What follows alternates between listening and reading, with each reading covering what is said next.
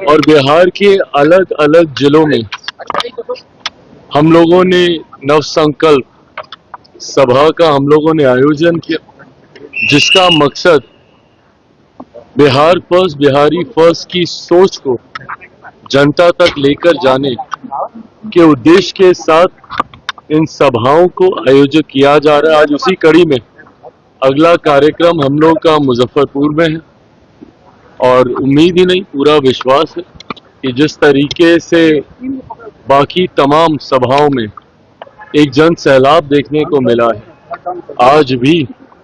आज वैसे बिहार बंद हम सबके द्वारा बिहार बंद का भी आयोजन किया गया है। पूरा एनडीए एकजुट होकर 12 बजे तक हम लोगों ने इस बात की घोषणा की है कि जिस तरीके से मेरे प्रधानमंत्री आदरणीय नरेंद्र मोदी जी के राजद कांग्रेस के मंच से अपशब्दों का इस्तेमाल किया गया, गाली का इस्तेमाल किया गया, उनकी पूज्य माता जी के लिए जिस तरीके से गाली का इस्तेमाल कर भावनाओं को ठेस पहुंचाने का कार्य किया गया, उसके विरोध में एनडीए के द्वारा आज ये बंद का ऐलान किया गया है। पर बंद के ठीक बाद मुजफ्फरपुर में हम लोग की ये नव संकल्प सभा का आयोजन किया गया है। उस मंच के माध्यम से भी इन बातों को मजबूती से रखा जाएगा कि किस तरीके से राजद और कांग्रेस की संस्कृति का एक हिस्सा बन गया है गाली गलौज जैसी भाषा का इस्तेमाल करना। जब कांग्रेस के सर्वोच्च नेता, उनके सबसे बड़े नेता और नेता प्रतिपक्ष लोकसभा में राहुल गांधी जी जब स्वयं प्रधानमंत्री के लिए तू तड़ाक करके बात करते हैं, आप हो सकता है हमारी नीतियों से आप सहमत ना हो,